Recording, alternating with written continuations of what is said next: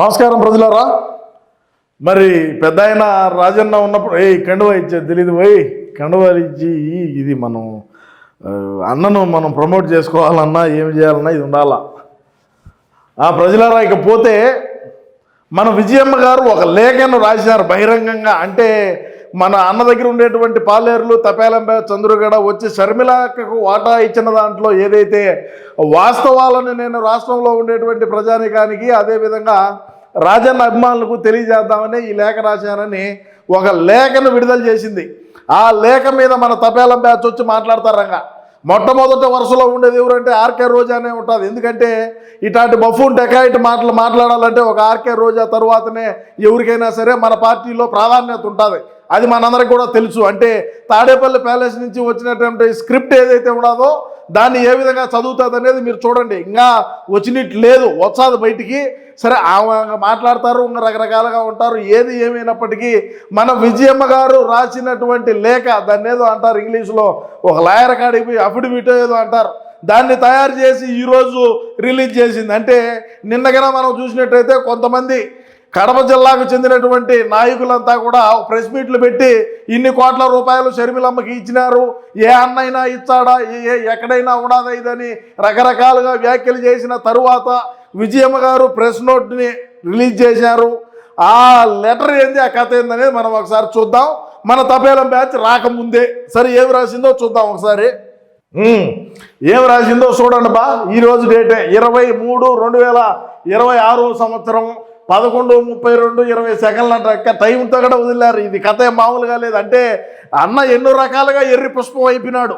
మరి కన్న తల్లి చేతిలో కూడా పుష్పం అవటం అంటే ఇది మామూలు విషయం కాదు. ఎందుకంటే ఏదైతే ఆస్తిలో వాటాలు ఉన్నాయో, షేర్లు ఉన్నాయో, మరి షర్మిలమ్మకు దేనికి ఇలా, తల్లిగారికి దేనికి ఇలా, మరి 16 నెలల పాటు జైల్లో చెప్పకూడదు తింటా ఉన్నప్పుడు ఇటు షర్మిలమ్మ ఇటు విజయమ్మ గారు పార్టీని బలోపేతం చేసి నా బిడ్డకు ఒక అవకాశం ఇవ్వండి అని ఏ విధంగా వాళ్ళు రాష్ట్రంలో ఉండేటువంటి ప్రజానీకాన్ని వేడుకొని 151 సీట్లతో అన్న ముఖ్యమంత్రి అయిన తరువాత ఏ విధంగా వాళ్ళను రోడ్డును పడేసినాడో ఒకసారి ఆలోచన చేయండి. అది మరి ఇంట్లో వాళ్ళు చెప్తే పడేసినారా, మరి ఎవడు చెప్తే పడేసినారు, మనకు ఎందుకు లేకినా ఇన్ని కూడా. సరే ఏందనేది మనం ఒకసారి చూద్దాం ప్రజలారా. 2029లో వైఎస్ రాజశేఖర రెడ్డి గారి మరణం వరకు ఉన్న ఆస్తులన్నీ కుటుంబ ఆస్తులే, కంబైన్డ్ ఫ్యామిలీ అసెట్స్ అంట. అదేనా ఇంగ్లీష్ రే, మనకు ఇంగ్లీష్ రాకపోయా బతికేదు. ఆస్తుల పంపకం ఎప్పుడూ జరగలేదు. అన్ని ఆస్తులను 4 మనవళ్లకు సమానంగా పంచాలనేదే వైఎస్ఆర్ ఉద్దేశం. ఇది ఆయన ఆదేశం కూడా. దగ్గర వాళ్ళందరికీ తెలిసిన వాస్తవం ఇది.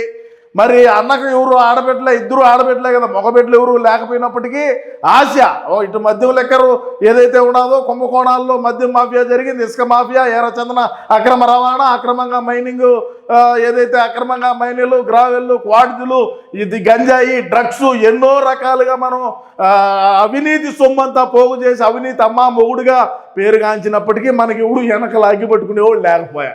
అంటే ఆంధ్ర ఏరియాలో ఏం పట్టుకుంటారో ఏమో తెలియదు, మనకు అగ్గి పట్టుకునేవాడు లేడు. సరే అయినప్పటికీ ఆశే 2 బిడ్డలకు పెంచాలి, ఓకే.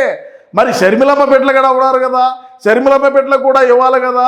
మరి అప్పట్లో రాజన్న షమ్మి అని పిలుచుకునేటువంటి షర్మిలమ్మను మరి షమ్మి చెల్లి నువ్వు నన్ను పార్టీని బలోపేతం చేసి నన్ను ముఖ్యమంత్రిని చేయని చెప్పి అయిన తరువాత ఏ విధంగా మనోడు ఒక అపరిచితుడు మాదిరి మారినాడో చూడండి. రాష్ట్రంలో ఉండేటువంటి ప్రజానికం అంతా కూడా కరుణామయ లెవెల్లో యాక్టింగ్ చేస్తాడు. దీనెక్క జగనన్న కాడికి ఇంక ఊళ్ళే అని చెప్పి గుద్దితే ఎర్ర టెండలో కూడా మనకు చుక్కలు చూపించినటువంటి పరిస్థితి. మరి రాష్ట్రంలో ఉండే అకశల్యములకు అందరికీ మేలు చేసిన జగనన్న సొంత కొమ్మలో ఉండే చెల్లెలకి ఎందుకు చేయలేదు అని ఈ లెటర్ బయట పెట్టడంతో అందరూ ఆలోచన చేస్తారు. మరి ఏం చేద్దాం? అదేవిధంగా ఎంఓయూలో షర్మిలకు రాసిన ప్రతి ఆస్తి న్యాయంగా ఆమెకి చెందాల్సిందే. అందుకే జగన్ ఎంఓయూ రాశాడు. నిజానికి తనకు తక్కువే రాశాడు. సరస్వతి సిమెంట్స్లో సహా ఎంఓయూ లేని యలహంక ల్యాండ్ కూడా షర్మిలదే. ఇప్పుడు ఉండేటువంటి యలహంక ప్యాలెస్, యలహంక కొంపని చెప్పుకునేది కూడా షర్మిలమ్మదేనంట. మరి ఇంకా మనోడు వారానికి ఒకరోజు అడిపి, ఎందుకంటే ఆడ బెడ్ల మీద నోట్లకట్లు ఉంటాయి, ఆ నోట్లకట్ల మీద పడుకొని పబ్జీ ఆడాలి మనోడు, అందుకని చెప్పి ఆడిపోతాడు. దీని మీద ఈ లెటర్ మీద మరి ఎగిరెగిరి పడేటువంటి ఆర్కే రోజా కావచ్చు, మరి ఈరోజు కడప ఎయిర్పోర్ట్లో దిగినటువంటి ఆమె యాంకర్ శ్యామలమ్మ కావచ్చు, మరి అదేవిధంగా మన రాష్ట్ర అధికార ప్రతినిధులు కావచ్చు, మాజీ మంత్రి వర్యులు కావచ్చు, మాజీ మంత్రులు కావచ్చు, అదేవిధంగా మాజీ శాసనసభ్యులు, మాజీ మన పార్టీలో ఉండే ఎమ్మెల్సీలు కావచ్చు, ఎవడైనా సరే మన పార్టీకి సంబంధించినటువంటి వ్యక్తులు ఈ లెటర్ మీద దమ్ము ధైర్యం ఉంటే ప్రెస్ మీట్ పెట్టొచ్చి మాట్లాడండి, రాష్ట్ర ప్రజానికానికి వాస్తవాలు తెలియజేయండి. విజయమ్మ రాసినటువంటి లేఖకు ఎవడైనా సరే బయటకు వచ్చి మాట్లాడే దమ్ముంటే రండి, మాట్లాడదాం, బరాబర్ మాట్లాడదాం రండి. ఆమె బాధ చూడండి.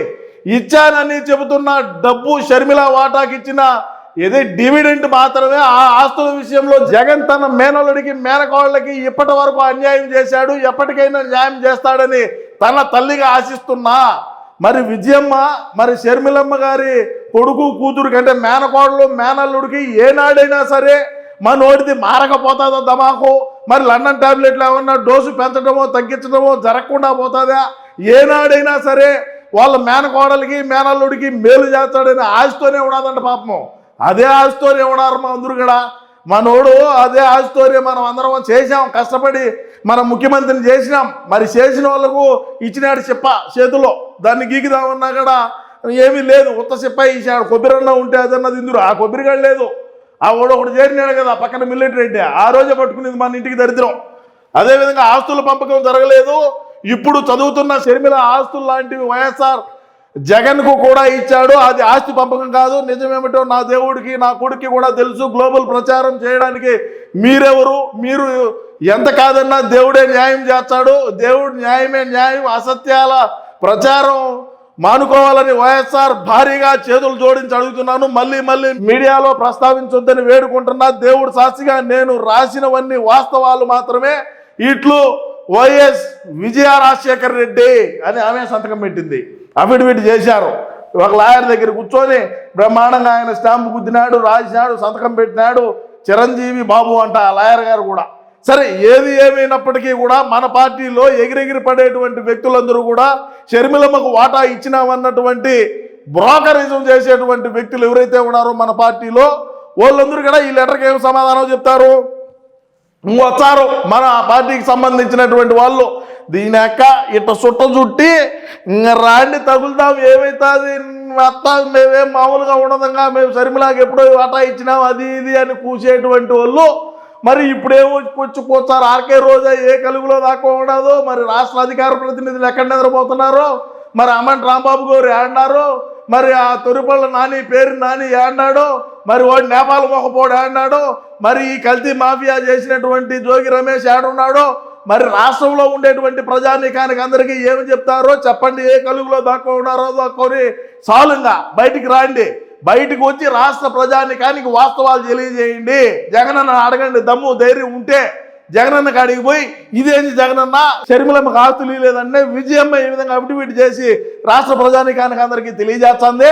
మరి మనమేమో రాష్ట్రంలో ఉండేటువంటి ప్రతి ఆడబిడ్డకి అందరికీ మేలు చేసినానో, ఇక్కడ కొంపలో చూడబోతే ఇటేమో నిప్పులు పోతారు ఏందని చెప్పి అడిగి రాష్ట్ర ప్రజానీకానికి తెలియజేయండి అయినా.